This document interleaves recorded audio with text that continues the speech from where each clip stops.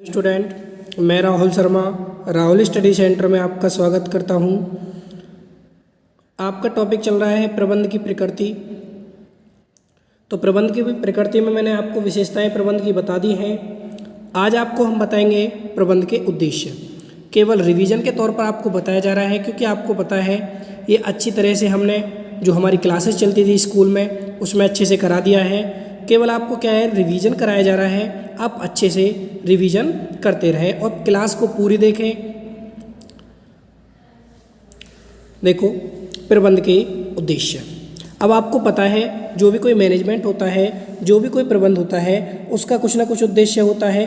क्योंकि आपको पता है जो मैनेजमेंट बनाया जाता है किसी न किसी उद्देश्य के लिए बनाया जाता है। और आपको पता है जो प्रत्येक संस्था होगी, ऐसा तो नहीं है उसका कोई उद्देश्य नहीं होगा, यानी हर संस्था के क्या होते हैं, उद्देश्य होते हैं। तो देखो सबसे पहले हम पढ़ते हैं, प्रत्येक संस्था की स्थापना कुछ उद्देश्य या महत्वपूर्ण कार्यों को पूरा करने के लिए की जाती है। आपको पता है जब कोई संस्था कोई बना रहा है, उसका निर्माण कर रहा है, तो उसका कुछ ना कुछ उद्देश्य या एक महत्वपूर्ण कार्य को पूरा करने के लिए किया जाएगा। अतः प्रत्येक संस्था के प्रबंधकों को अपने उद्देश्यों को स्पष्ट रूप से निर्धारित करना होता है। जो उसके मैनेजर होते हैं, जो प्रत्येक संस्था के जो मैनेजर होते हैं, उनको अपने अपने उद्देश्य को स्पष्ट रूप से निर्धारित करना होता है, ताकि संस्था का प्रत्येक व्यक्ति उन उद्देश्यों की प्राप्ति के लिए अपनी क्षमताओं तथा संस्था के संसाधनों का अधिक कुशलता के साथ उपयोग कर सके। यानी प्रत्येक व्यक्ति है वो उद्देश्य प्राप्ति के लिए, जो भी आपका उद्देश्य है, अपनी पूरी क्षमता के साथ उस कार्य को कर सके, और जो आपके पास संसाधन है उनको अधिक कुशलता के साथ उपयोग कर सके। सभी व्यक्तियों का उद्देश्य होना चाहिए। तो देखो अब प्रबंध के उद्देश्यों को निम्न रूप से वर्गीकृत किया गया है। पहला है संगठनात्मक उद्देश्य, यानी इसको हम बोल सकते हैं प्राथमिक उद्देश्य भी बोल सकते हैं। सबसे पहले प्रबंध का उद्देश्य होता है, प्राथमिक उद्देश्य होता है। अब उसमें भी 3 होते हैं। सबसे पहला होता है जीवित रहना, यानी किसी भी संस्था का, किसी भी फर्म का पहला उद्देश्य होता है जीवित रहना। यानी आपको पता है अगर कोई संस्था खोली जा रही है, ऐसा तो नहीं होगा कि वो 1 या 2 दिन बाद या 1 महीने बाद वो कंपनी बंद हो जाए। हर व्यक्ति चाहता है वो लंबे टाइम तक चले या जीवित हमेशा रहे।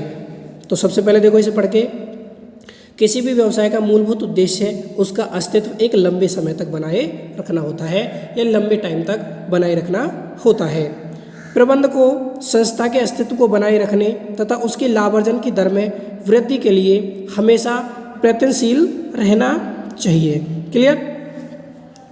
सेकंड है लाभ, यानी हर संगठन का, हर संस्था का उद्देश्य होता है अधिक से अधिक लाभ कमाना। तो देखो इसे पढ़ के, प्रत्येक व्यावसायिक संगठन की स्थापना का उद्देश्य लाभ अर्जन करना होता है। आपको पता है अगर आप भी कोई संस्था खोलोगे तो आपका उद्देश्य क्या होगा, अधिक से अधिक लाभ कमाना।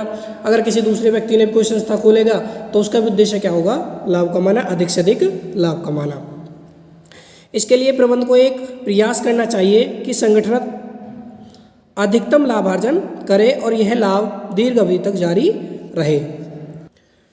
अधिक से अधिक लाभ कमाए और जो वो लाभ है लंबे टाइम तक आता रहे, लंबे टाइम तक लाभ होता रहे। लाभ व्यवसाय की लागत को पूरा करने एवं उसकी सुरक्षा के लिए आवश्यक होता है। यानी आपको पता है जो लाभ होता है व्यवसाय की लागत को पूरा करने एवं उसकी सुरक्षा के लिए आवश्यक होता है। क्योंकि आपको पता है अगर लाभ नहीं होगा तो आप व्यवसाय को नहीं चला पाओगे, क्योंकि व्यवसाय में बहुत सारी लागत लगती है। व्यवसाय में कर्मचारियों को वेतन देना है, बहुत सारे एक्सपेंसेस होते हैं, रेंट देना है, प्रिंट एंड स्टेशनरी का खर्चा होता है। उनको पूरा करने के लिए क्या जरूरी होता है, प्रॉफिट कमाना, प्रॉफिट लाना जरूरी होता है। क्लियर। तो सबसे पहला प्राथमिक उद्देश्य क्या है, फर्म को जीवित रखना। सेकंड क्या है, लाभ अर्जन करना, अधिक से अधिक लाभ कमाना। और थर्ड होता है बढ़ोतरी यानी ग्रोथ। हर कोई चाहता है हमारे यहाँ क्या हो, जो भी हम व्यवसाय खोल रहे हैं उसमें क्या हो, वृद्धि हो, निरंतर कर्मचारियों में वृद्धि हो, निरंतर ग्राहकों में वृद्धि हो, अधिक से अधिक हम रोजगार दे पाएँ, यानी हर व्यक्ति चाहता है। तो ये भी इसका उद्देश्य होता है, ये भी इसका प्राथमिक उद्देश्य होता है क्या, बढ़ोतरी। तो देखिए इसे पढ़ के, प्रत्येक संगठन का विकासशील होना आवश्यक है। जो प्रबंध द्वारा विकास के अवसरों का लाभ उठाकर किया जाना चाहिए संगठन में बढ़ोतरी के लिए प्रबंध नई तकनीकों का प्रयोग, कर्मचारियों की संख्या में वृद्धि, उत्पादों में नव प्रवर्तन लाकर नए नए उत्पादों को लाकर तथा पूंजी में निवेश में वृद्धि आदि उपकरणों का प्रयोग कर सकता है। तो इसको हम क्या कहते हैं? बढ़ोतरी। जैसे हमारे पास कोई वैसी मशीन है, कोई नई तकनीक की आ गई तो उसकी जगह दूसरी मशीन खरीदना, यानी हमेशा क्या हो, हमारे जो व्यवसाय है, जो हमारी संस्था है, उसमें बढ़ोतरी या विकास होता रहे। तो इसे क्या कहते हैं हम? बढ़ोतरी या ग्रोथ। क्लियर? तो पहला उद्देश्य हमने पढ़ा संगठनात्मक उद्देश्य। संगठनात्मक उद्देश्य में भी हमने पढ़े जीवित रहना, लाभ कमाना और बढ़ोतरी करना, ये 3 हैं इसके। क्लियर?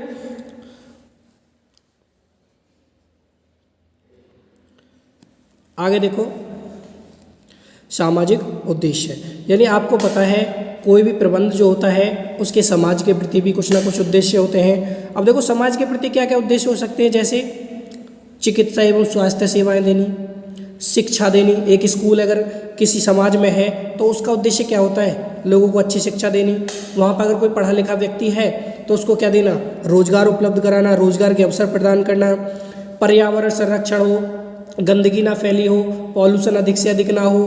तो ये भी कार्य किसके होते हैं? किसी प्रबंध के उद्देश्य होते हैं। तो समाज के प्रति उद्देश्य होते हैं। एक अगर कोई आप प्रोडक्ट बना रहे हो तो अच्छी गुणवत्ता वाली वस्तुएं उपलब्ध कराना, तो ये किसके उद्देश्य होते हैं? समाज के प्रति किसी मैनेजमेंट के, किसी प्रबंध के उद्देश्य होते हैं।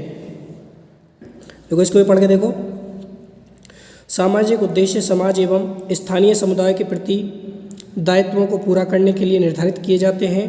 हम सभी यह जानते हैं कि व्यवसाय समाज में और समाज के संसाधनों का प्रयोग करके ही किया जाता है, ये आपको भी पता है। फलतः व्यवसाय के समाज के प्रति कुछ दायित्व उत्पन्न हो जाते हैं। इन्हीं दायित्वों की पूर्ति के लिए प्रत्येक संस्था अपने कुछ सामाजिक दायित्व निर्धारित करती है, यानी समाज के प्रति दायित्व भी निर्धारित करती है।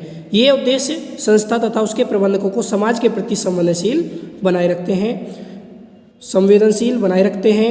इन्हीं से संस्था को समाज से प्रतिष्ठा बनती है। इन उद्देश्यों में चिकित्सा एवं स्वास्थ्य सेवाएं, जैसा मैंने आपको बताया, शिक्षा देना, रोजगार के अवसर प्रदान करना, पर्यावरण संरक्षण उपलब्ध कराना, गुणवत्ता युक्त उत्पाद उपलब्ध कराना आदि सम्मिलित होते हैं। तो ये समाज के प्रति किसी भी फर्म के, किसी भी शिक्षण संस्था के उद्देश्य होते हैं। ये कार्य कौन करता है? यानी जो प्रबंध होता है, प्रबंध के ये ऑब्जेक्ट होते हैं, उद्देश्य होते हैं। क्लियर? आगे देखो कर्मचारीगण संबंधित उद्देश्य। अब कर्मचारीगण उद्देश्य क्या होते हैं? यानी आपको पता है कोई भी जो उद्देश्य, कोई भी संस्था होती है, उसके कर्मचारियों के प्रति, जो कर्मचारी कार्य कर रहे हैं उनके प्रति भी कुछ ना कुछ उद्देश्य होते हैं। जैसे